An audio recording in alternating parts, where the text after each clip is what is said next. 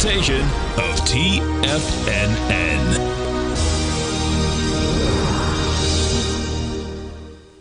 The Tom O'Brien Show is produced every business day. Tom takes your phone calls toll free at 1-877-927-6648. Internationally at 727-873-7618. Let's go to Phil in Puerto Rico. Hey, Phil, what's going on? Hey, Tom, doing great. Just wanted to thank you guys and the whole crew. Best content on the internet. Really appreciate everything you guys are doing. We appreciate you growling and prowling with us out here. Phil, how did you find us? I just typed in live trading in YouTube one morning. Cool. I was looking for any type of live trading room. You guys came up, and awesome. I know quality when I see it, or at least I like to think so. And I mean, you guys are just a dream. I appreciate everything you guys do. Welcome to the Tiger family. We appreciate you growling and prowling with us. My pleasure. Now, Tom O'Brien. What's going on, everybody? This is Jacob Shoup. You're watching the Tom O'Brien Show. I hope you all have been having a fantastic day. Got a little bit of movement to the upside today. Just a nice little reprieve. Definitely a welcomed one. Earlier today, we did have live trading with Larry. Fantastic time. Some good calls going on there.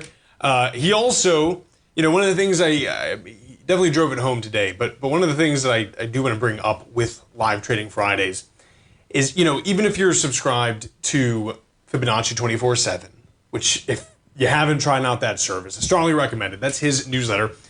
These are separate products, right? So there might be some stuff he's looking into that, it's so in the moment, right?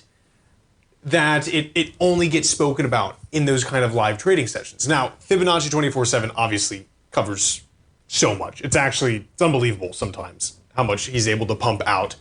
But when you're doing these kind of like minute by minute updates when he's live, you kind of get access to some of those opportunities that might, have evaporated by the time it takes to analyze it and then send out a video. So it's really, I think it's a fantastic product. Strongly recommend checking it out. The next one is going to be the 28th. If you missed this one, but you said, hey, you know what, man, I just want to get in this, don't worry. You can go to the 28th one and the one next month as well. The first one, of course. We have 2 sessions every month, 2nd and 4th Fridays. So strongly recommend checking it out. That was a good time. Let's take a look right now. We got going on the SPY trading up 2% nearly. Not a ton of volume right now, but I mean, this is roughly the volume we had yesterday at this time. And we actually finished with higher volume, at least the day prior, right? On that down day. New lows have been being made. I think this is just a momentary reprieve. I don't think, again, things have improved. I think the uncertainty is still there. I think inflation is still there. I think consumer confidence is extraordinarily low. I don't see if we continue to get inflation to these levels, right, when the Fed can start cutting. What happens when you just... unemployment goes up and inflation continues to move as well, you're in a serious problem. And the Fed is, the Fed almost has to raise rates higher, right? I mean, that's what happened in the 80s. So you're trading at 562.37, up 1.99% in the SPY. Composite trading up about 2.46% at 17,726, with the Dow Jones Industrial trading up 1.55% at 41,448. Those Russell futures roaring to the upside, up 2.28% at 103.72. Crude ticking up slightly, up about 1% at 67.27.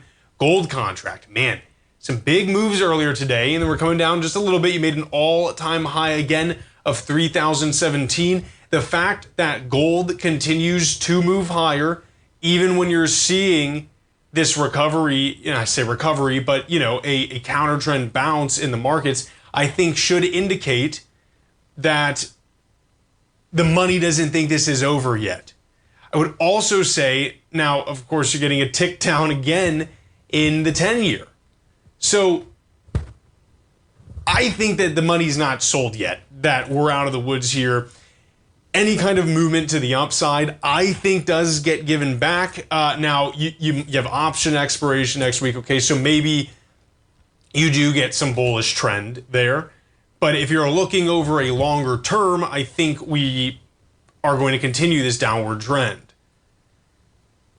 That's what I'm looking at. That's kind of how I'm positioning myself a little bit. Like, for instance, I want to say, you know, and I know we got some guys who like this in the den, and I the more I look at this company and the more that I see what the CEO is trying to do, it seems like they're getting their foot. This might be a bottom in the equity around this level, but I just, like an example, with Wolf going up 14.68%. They are in a moment where they're trying to get their financials straight. Does it make sense for Wolf today to be moving up 14.66%? I think this company has a ton of potential, okay, especially being an American chip manufacturer, right? And their silicon's a lot better. They do silicon carbide. I think that's very cool. This whole AI silicon data center chip is going to be a big exercise in efficiency, and these guys are there. But they still have some way to go to get everything situated. You can see they're reducing headcount by about 180 employees. That's good, especially for the condition that they're in. But when you look at it, is a 14.8% movement going to be sustained, through the next week? I'm not sure. I think, like, even with things like Tesla, you're getting kind of movement to the upside that's not really warranted in any major way. You're up 4.12%.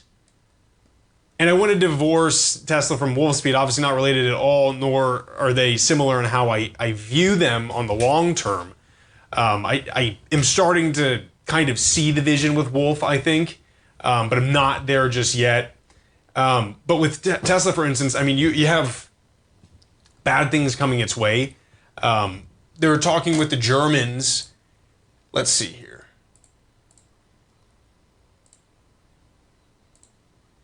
Yeah. A survey of over 100,000 Germans revealed that this is from Electric 2, right? So, I mean, this is a big paper in this industry. They reveal that 94% won't buy a Tesla vehicle. Okay, that's... it makes sense, right? There's a lot of kind of negative talk of Musk over there.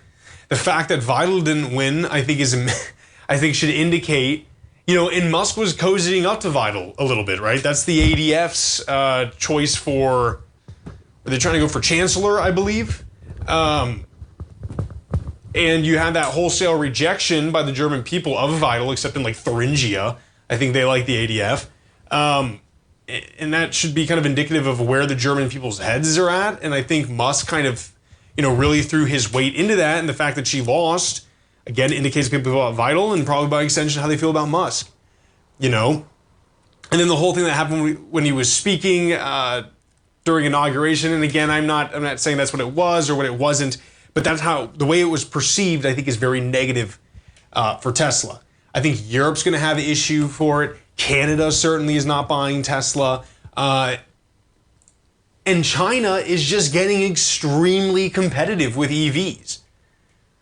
I mean, you had Xiaomi blow it out of the water, BYD blow it out of the water.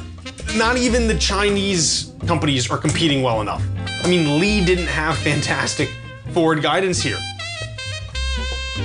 Yeah, they're trading down 4.77%. The competition is fierce. How can Tesla recover from this, right?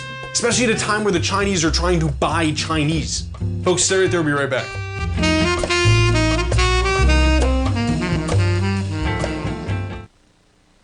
If you spend any time online researching trading techniques on how to begin your trading journey, you've no doubt come across many folks who push Forex trading as a way to make big money quickly. Unfortunately, there are equally as many stories of these so-called Forex professionals just looking to make a quick buck off aspiring traders without actually teaching the ins and outs of the Forex market. This is what sets Teddy Keckstack's The Tiger Forex Report off the riffraff.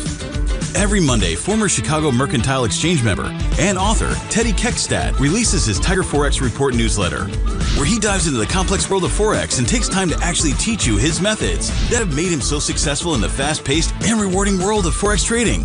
Furthermore, all subscribers receive access to archived live streams of Teddy's, where he provides university-level education to help you in Forex trading. All first-time subscribers receive a 30-day money-back guarantee. So what are you waiting for? Forex awaits.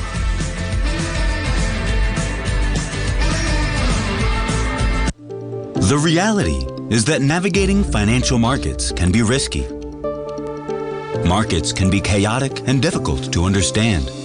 Having the latest market advice can help you turn this chaos into a key for creating winning trades. At TFNN, we understand that it can be hard to find reliable market news. That's why each of our market experts offers their very own market newsletter, a must-have tool for every trader out there striving to find an edge in today's markets. TFNN newsletters cover every aspect of the markets so you can analyze the market before you trade. Try any of our great newsletters risk-free with our 30-day money-back guarantee. Just visit the Newsletters tab on the front page of TFNN.com. TFNN, educating investors.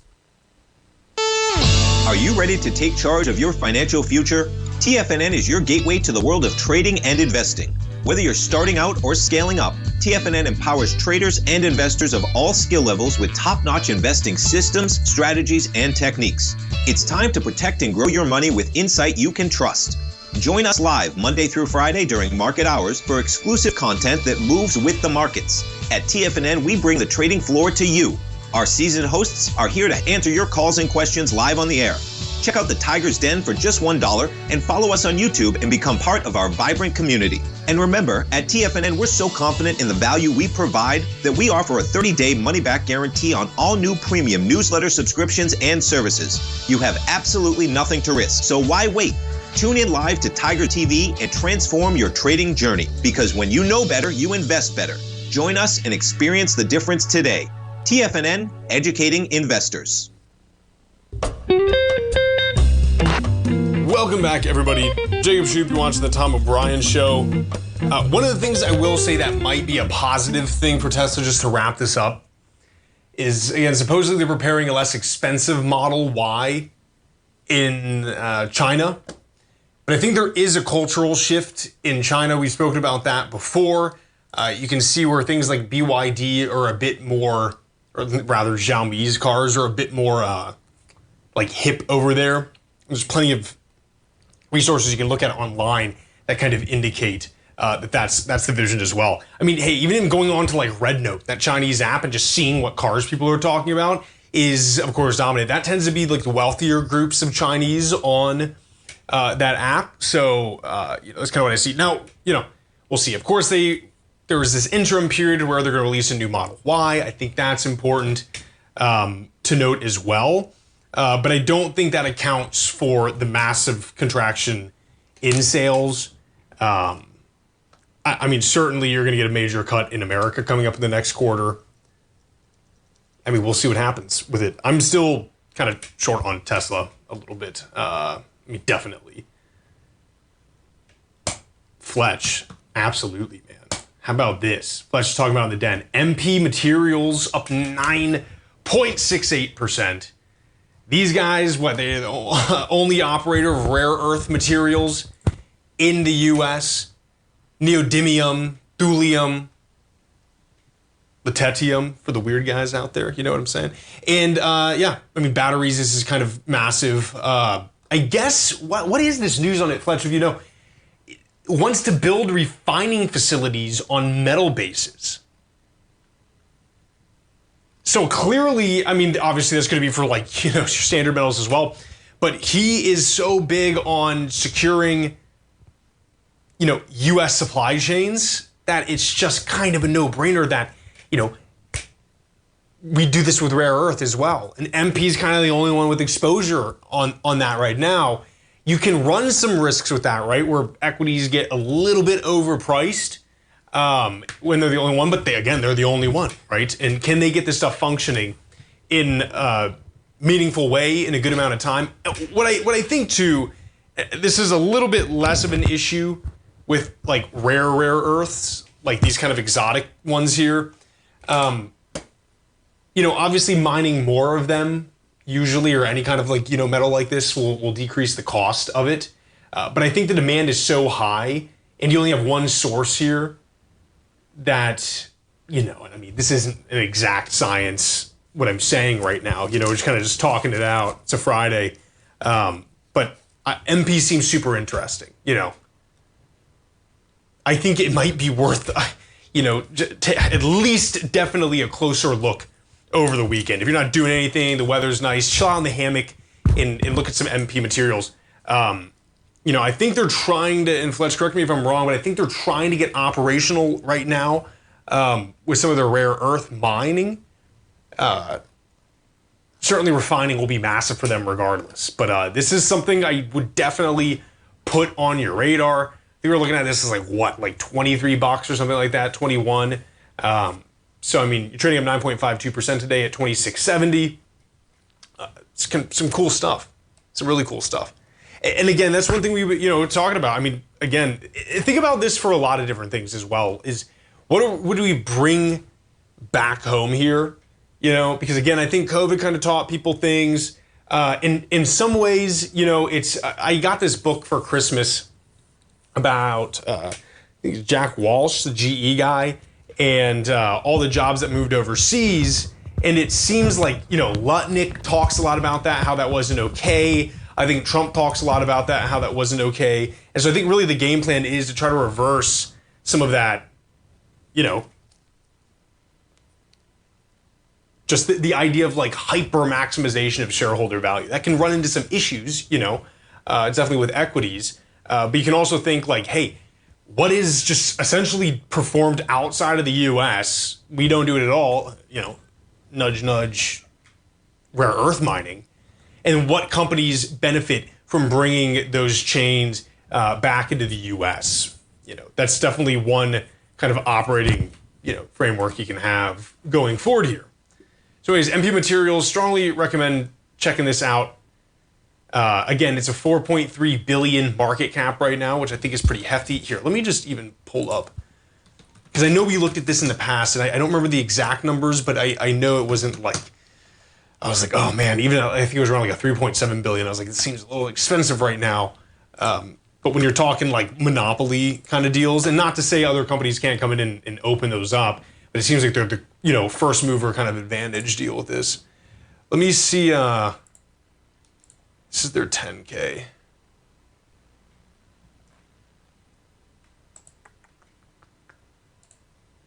Man, that is loading slowly. Okay. Let's see here. And I'll link this in the den too if you guys want to read this.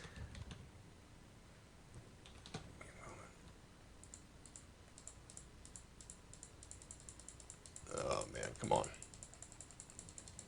We're gonna get new CPUs. It has to be done here. Okay. Here, we'll just check out the 10K since it's taking forever to load. This would be from November 8th. Yeah, so you had, cash and cash equivalents. See, this is like, so they have a ton of debt, if I remember correctly. It's not that bad, but it's 937 million in debt, which is kind of tough. Total liabilities definitely do get dwarfed by total assets. You're saying about, 1.2 billion roughly? I think that, 1.2 billion. With current assets, total assets at 2.3 billion. It's not super bad. Revenue has decreased over the quarters, which is a little bit strange. This is what this was. It was a little bit funky to me as to what was going on with them, and given its kind of market cap. I don't know. I still think it's kind of worth like thinking about a little bit and reading a little bit more because they're the only ones doing it. But yeah, right on, Fletch. I'm glad we got some movement in MP Materials because it's kind of cool. Yeah, robots need magnets. Yeah, right. That's the what is it called? That's the neodymium, I believe, right? That make the magnets. Yeah, the robotics thing is kind of interesting as well. Quantum makeup of magnets, synthetic magnets coming. That's interesting, Dan. I don't know. It's kind of cool stuff. Strongly recommend checking it out. He brought up quantum, Dan did, so let's talk about it just a little bit because you're getting just another massive move in the quantum stocks today. D-Wave is really the one that got the move up. So IonQ up 15.49%. They got 21.1 million for a quantum networking project by the Air Force Research Laboratory. Okay, that seems great. Again, my concern with all of this is the unbelievable multipliers. Their market cap is so insanely high. You know, I don't know. I'm not sold on the quantum right now in any way. QBTS did a lot better than was anticipated, right? They had their earnings, let's see, you're up 44.28%. We'll talk a little bit about it now. You had, again, Roth increases target to $10. They made $10 million in revenue, and we're trading at $2.4 billion. Now, the growth from 2.3 to 10 is massive, but does that continue that way? Folks, stay right there, we'll be right back.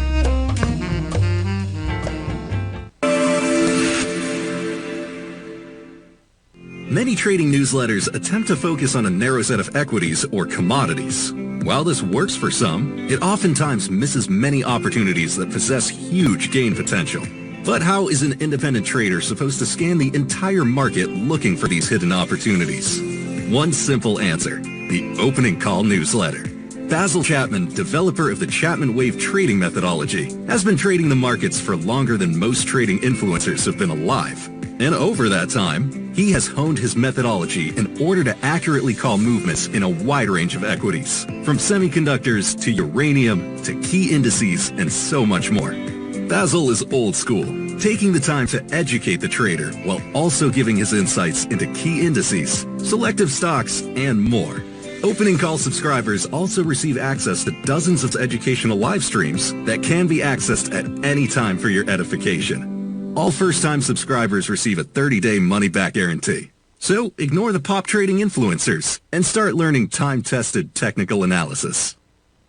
Steve Rhodes started his trading career as a student almost 20 years ago, and the student has now become the master. Steve won the prestigious Timer of the Year award in 2018 and barely missed that mark again in 2019, finishing at number 2 for the year. An amazing accomplishment. Steve Rhodes is committed to sharing his techniques and knowledge with anyone who wants to learn, and he shares his vast amount of trading knowledge every day in his Mastering Probability newsletter. Steve's award-winning newsletter, Mastering Probability, is delivered every trading day with updates throughout the afternoon. Sign up for Steve's market newsletter, Mastering Probability, and you'll receive access to 7 of Steve's educational webinars absolutely free. At TFNN, all our newsletters come with a 30-day money-back guarantee, so you have absolutely nothing to worry about. Visit TFNN.com and try Mastering Probability 30 days risk-free today. TFNN, educating investors.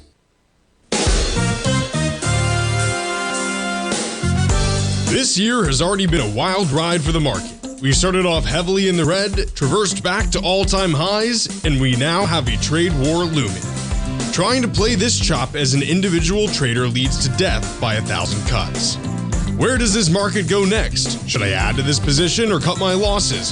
Where is the next opportunity? Tariffs, trade wars, analysis paralysis. Don't become a victim of this intense market. Instead, join Larry Pesavento for the second and fourth Friday of every month for 3 hours of live trading. Larry has been through many markets just like this one, and the insight he provides is invaluable. The dates for this month are March 14th and 28th, 9 a.m. to noon Eastern Time. Get in here and let's start trading. TFNN, educating investors. This portion of the Tom O'Brien Show is brought to you by Direxion's daily leveraged and inverse ETFs. Whether you're a bull or a bear, you choose the direction. Visit Direxion.com. Investing in the funds involves significant risk and should only be utilized by investors who understand the impact of leverage and actively monitor their portfolio. They are not designed to track the underlying index or security for more than a day. Before investing, carefully consider a fund's investment objective, risk, charges, and expenses contained in the prospectus available at Direxion.com. Read carefully. Distributor Foreside Fund Services, LLC. Welcome back, everybody. This is Jacob Shoup. You're watching the Tom O'Brien Show. Just looking at this stuff for D-Wave here. Let me see. Okay. So, yeah, obviously QBTS rocketing to the upside, 44.5%.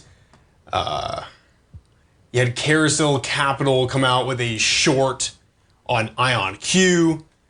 Again, you know, kind of the same thing that a lot of people were talking about regarding quantum, which is just insane multiples. This one's saying there's a staggering shares still trade a staggering 40 times consensus 2026 revenue, which is kind of insane. Now, I think one of the paths that quantum bulls have right now is it is relatively new, so any kind of spending in it will generate ungodly amount of hype, and you get things like 44.21% to the upside for QBTS. It really blew my mind. I didn't realize how grim it was. It was something like 2.3 million for the fourth quarter of 2024, which is kind of wild. That you're even trading probably something like 1.8 billion around this level.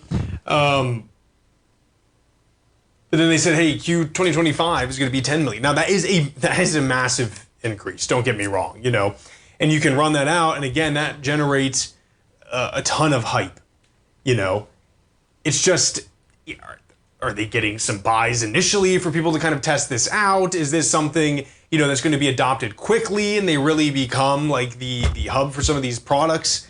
Again, I'm not super bullish on quantum. I think it's still kind of a long ways away, and I worry that with this news hype, you get a lot of movement to the upside, and then earnings comes out, and they inevitably disappoint because why wouldn't they? Now, if you're growing like something insane, like say they do 15 million in Q2, I mean, percent wise movement, that's huge. I mean, same thing from 2.3 to 10, but you're still talking about pretty insane valuations, even at that level, something like a 2.5 billion market cap. So I don't know. I mean, I definitely, with this kind of stuff, you definitely don't, I think, want to buy short-term puts at all. By short-term, I mean, like within like the month or 2 months, because the hype can just be unkillable, basically, But it is good to see that revenue is at least increasing, right?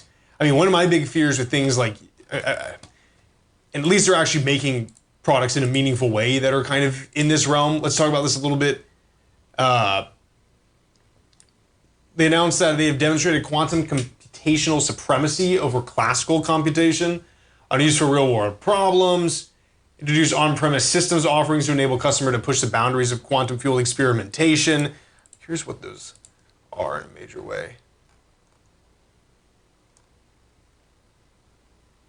The D-Wave Advantage systems, the world's largest annealing quantum computers with more than 5,000 qubits. So, okay, question then is how much do these cost?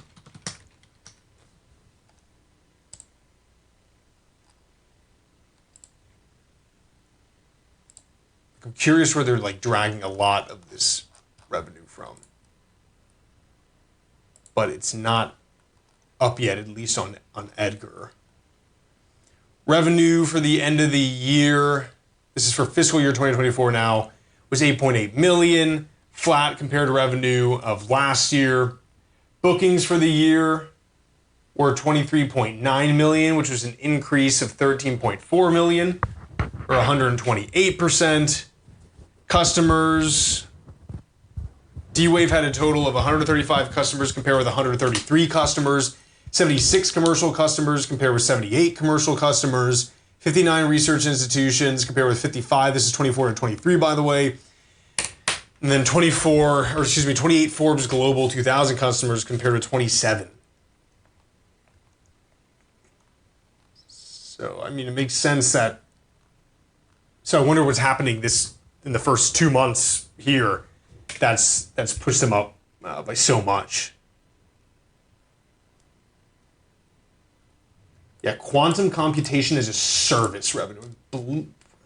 It's probably where a lot of this is coming from.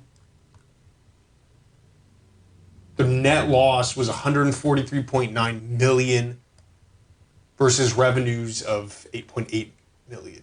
It's kind of crazy. Yeah, I mean, it doesn't seem super attractive from this kind of perspective, you know? Now, it is attractive because everyone's talking about quantum, especially Microsoft and Amazon. But I don't know. I wouldn't want to get into it like this. I mean, this is insane volume to the upside, you know? So, I mean, I don't think it keeps going up. You probably get some kind of stoppage here today, and you float around that point. But, you know, what popped this bubble here was Jensen Huang, right? If I remember that correctly, it was either here or this one. He's like, hey, quantum computing's not there yet. And you just get a major gap down. God, I forget what that news was that caused the gap down. Something like larger market in general. But this is, I guess, maintained itself okay. I don't know. I just don't like the quantum that much, to be completely honest with you. I think it's great technology. I think it's really overpriced right now. I will say that what we saw with quantum last time is even when it was pretty apparent that it wasn't going to take off in a major way, the momentum was still there, and you don't want to fight against the momentum. You know, one that hasn't done very well, and the one that I was hating on quite a bit, was Qubit. Okay, so that's up 26.23% today. Again, why I don't know beyond just that D-Wave did very well. I don't think these guys are a good company whatsoever. Be a moment here, we'll pull up. They have their earnings March 20th, which I think will probably not be good. They have changed what they are so many times. They're now doing like quantum interconnects or something like that, which I think is wild to me that they're switching so much. Their original thing was they were doing the thin film lithium niobate chips for quantum computers. We established that that's not even like an actual thing that they do. They don't have any customers for it. The customers that they did have that they were saying was they were small little research samples, right? This wasn't commercial at all. We determined that they just didn't even have a fabrication location. I mean, that's the other thing with Qubit. They can't even make the thing they're talking about, right? And I think this kind of stuff like spoils the whole industry for me, where maybe if something like Qubit weren't getting pumped so much, I could kind of see things with D-Wave, be like, hey, you know, that's kind of a cool hype. Let's just see what happens, maybe throw some money. But with something like this and just seeing how the rest of the market also tags quantum computing along with it, it's just, I don't trust it at all. So folks, stay right there, we'll be right back. If you're looking for potential trading setups in the stock market, then Rocket Equities and Options Report is a newsletter you should try. Tommy O'Brien delivers options and equity trades when the markets present them, using a combination of fundamentals and technicals. Sign up for Rocket Equities and Options Report today with a 30-day money-back guarantee, so you have nothing to risk. For all the details and to start your subscription today, visit the front page of TFNN.com. TFNN, educating investors. For traders who crave risk, Direxion's daily leveraged and inverse ETFs provide opportunities to magnify short-term perspectives with up to 3 times a daily leverage, utilize bull and bear funds from both sides of the trade, and trade through rapidly changing markets. These are highly leveraged ETFs with daily resetting designed for short-term trading, not long-term investing. Whether you're a bull or a bear, you choose the Direxion. For up-to-date pricing and performance, go to Direxion.com.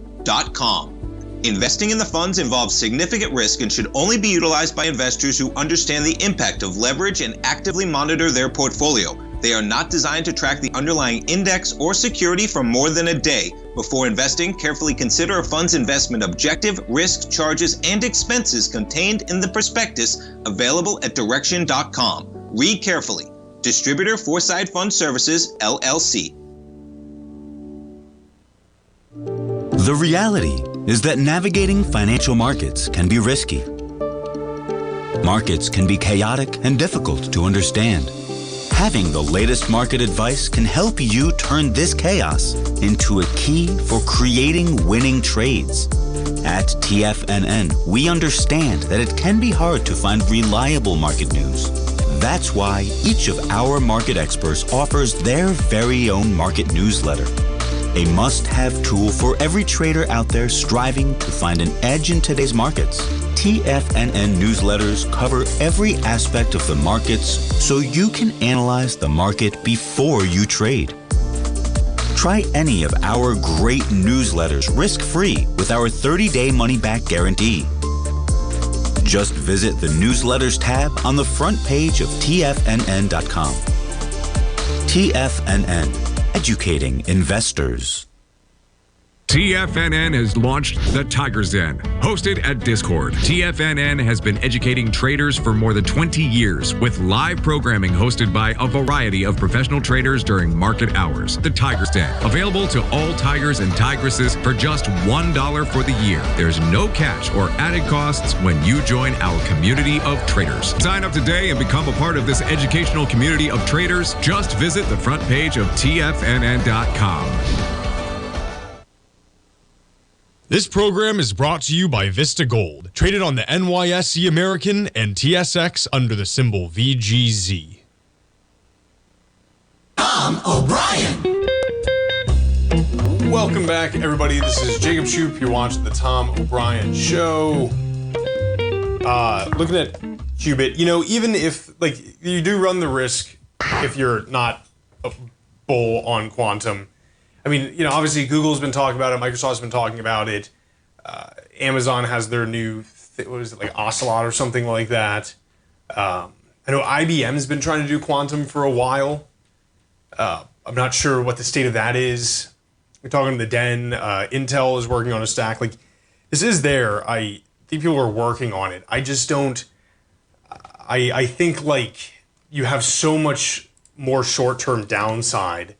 I'm not against quantum on the whole, but I just think, you can get some time where maybe this whole thing contracts and spending stops on it.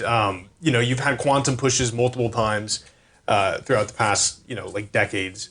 And I don't know. That's just kind of the way I look at it. Obviously things like IonQ, D-Wave, and Rigetti are actually doing things in those realms. So, you could make an argument if you wanted to get the hype run up.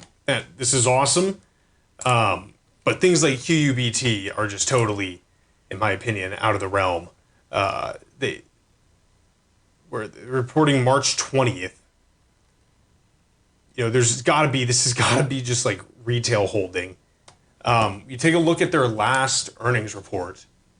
Give me a second here. We spoke about this. They have cash of $3 million.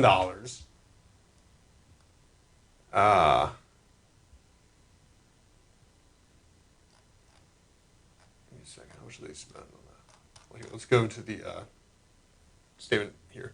You have total revenue of $101,000 in the 3 months ending September 30th. The 9 months ending September 30th in 2024, you had $311,000. Gross profit for last quarter was $9,000.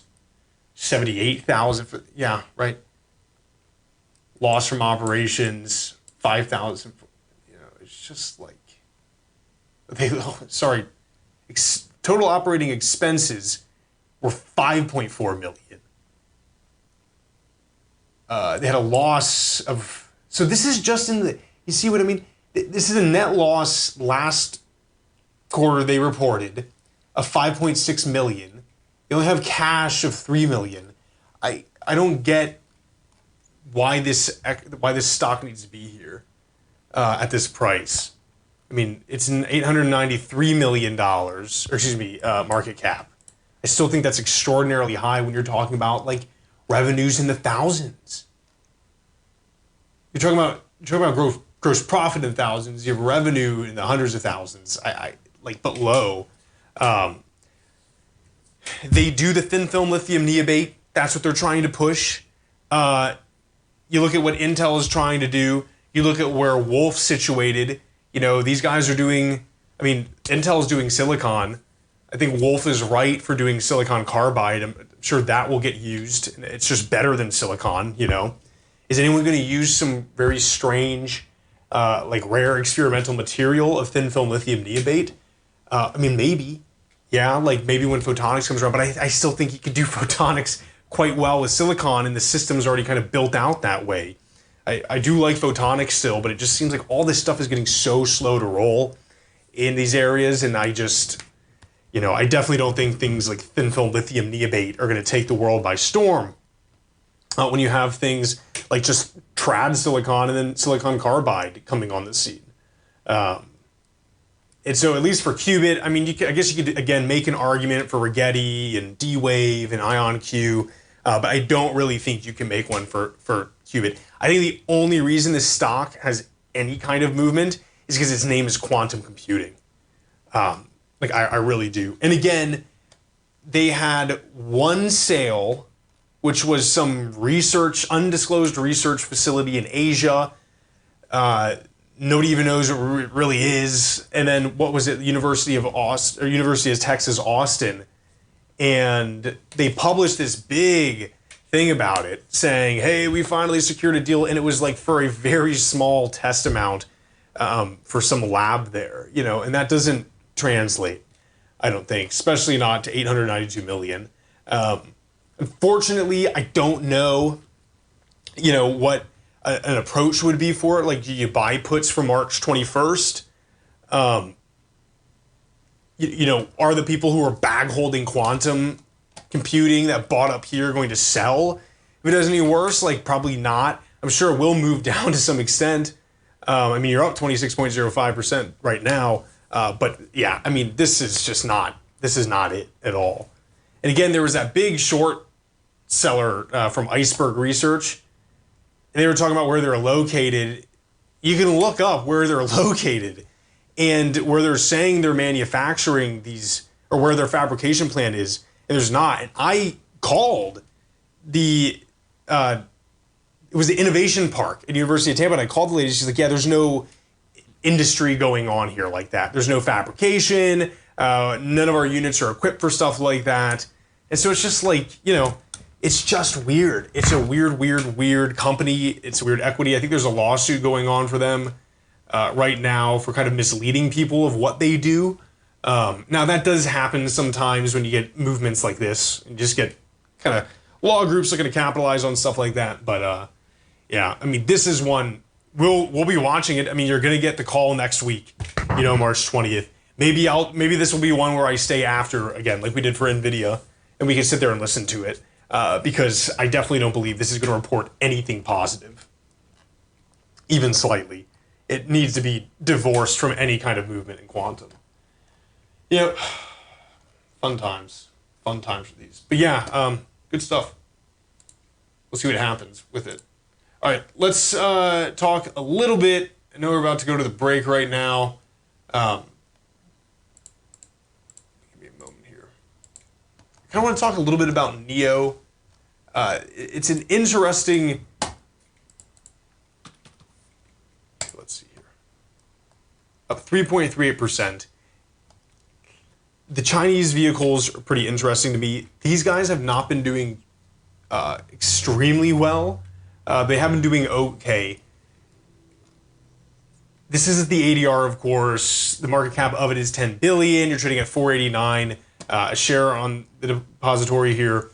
I think the way that I look at NEO, and I kind of want to do some more research onto it, but they have, I think they're approaching situations the same way Tesla is with their chargers, where I think they're getting a lot of contracts on building these chargers out, but I'm looking at their third quarter, which was released 11/20, and I'm not seeing anything insane.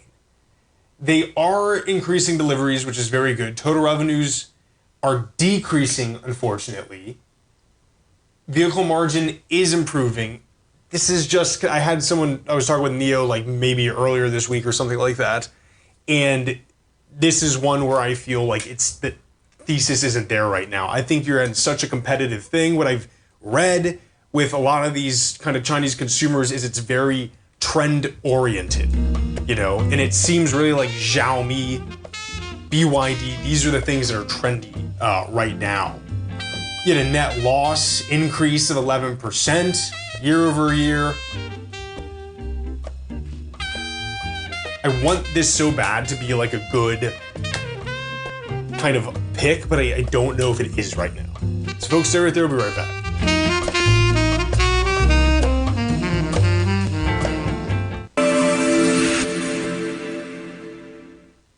Many trading newsletters attempt to focus on a narrow set of equities or commodities.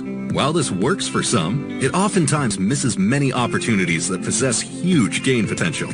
But how is an independent trader supposed to scan the entire market looking for these hidden opportunities? One simple answer: the opening call newsletter. Basil Chapman, developer of the Chapman Wave trading methodology, has been trading the markets for longer than most trading influencers have been alive. And over that time, he has honed his methodology in order to accurately call movements in a wide range of equities, from semiconductors to uranium to key indices and so much more. Basil is old school, taking the time to educate the trader while also giving his insights into key indices, selective stocks, and more. Opening call subscribers also receive access to dozens of educational live streams that can be accessed at any time for your edification. All first-time subscribers receive a 30-day money-back guarantee. So ignore the pop trading influencers and start learning time-tested technical analysis. In the world of trading, only a few names stand out like Larry Pesavento, a pro's pro with over 50 years of experience. Larry has seen it all. A former Chicago Mercantile Exchange member, Larry has authored 10 books and trained over 1,000 traders with his unmatched expertise. Introducing Fibonacci 24/7, Larry Pesavento's daily trading service that turns the complexity of markets into opportunities. Published every Sunday, receive a comprehensive report packed with detailed commentary, charts, and videos that illuminate the patterns shaping the markets, with updates throughout the week exclusively for subscribers. Whether through charts or videos, Larry's analysis is your roadmap to navigating the markets. You can sign up now at TFNN.com for just $97. And with all TFNN newsletters backed by a 30-day money-back guarantee, you have nothing to risk. For all the details, visit TFNN.com. You'll find Fibonacci 24/7 right under the newsletters tab. The reality is that navigating financial markets can be risky. Markets can be chaotic and difficult to understand. Having the latest market advice can help you turn this chaos into a key for creating winning trades. At TFNN, we understand that it can be hard to find reliable market news. That's why each of our market experts offers their very own market newsletter. A must-have tool for every trader out there striving to find an edge in today's markets. TFNN newsletters cover every aspect of the markets so you can analyze the market before you trade. Try any of our great newsletters risk-free with our 30-day money-back guarantee. Just visit the newsletters tab on the front page of TFNN.com. TFNN. Educating investors. Don't forget, you can listen to TFNN live on your mobile device 24 hours per day. Go to TFNN.com, then hit Watch Tiger TV. That's TFNN.com, then hit Watch Tiger TV. Welcome back, everybody. This is Jacob Shoup. You're watching the Tom O'Brien Show. Someone asked me if I thought anything about Vistra. Yeah, I mean, I think it's kind of attractive. The market cap's $42 billion right now. What I think the most attractive thing is with things like Vistra are the co-location potential. Obviously, they signed a bunch of deals with data centers. I do think it was kind of pricey at these levels. I think the demand is still definitely there for it. It might be interesting right now. I'd also wait some time maybe to see if it comes back even a little bit lower to hang on to it. I think they only made $2.8 billion last year, which is not bad at all. How much more do they expand and how much did they get of the expansion of data centers, I think is difficult to necessarily parse out. Of course, you're operating in Texas, which is where a lot of the data centers are going to be. I think that's pretty good for them.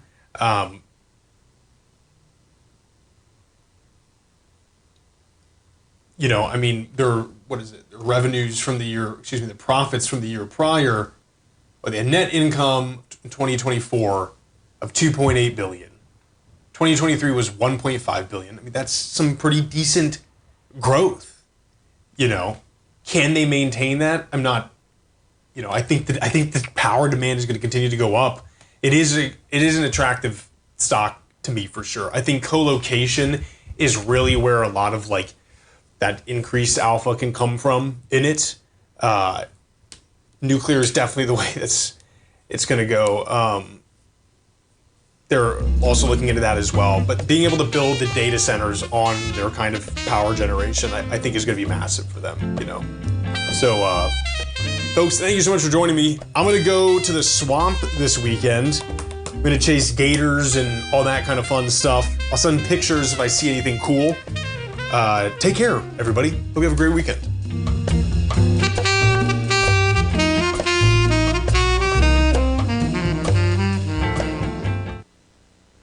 Building wealth